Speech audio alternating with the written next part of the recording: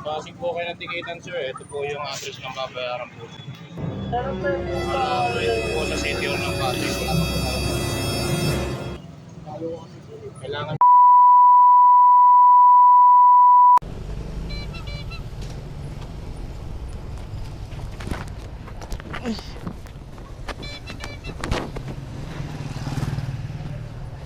Papunta tayo ngayon guys sa sa Pasig, sa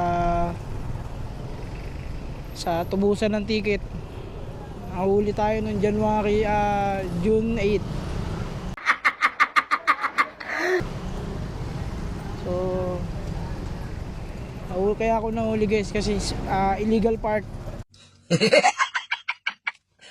So ayun, kumpiyansa tayo na walang naghuli doon. Sa Rosario ako nahuli, sa Life Homes pala. So ayun, unexpected yun.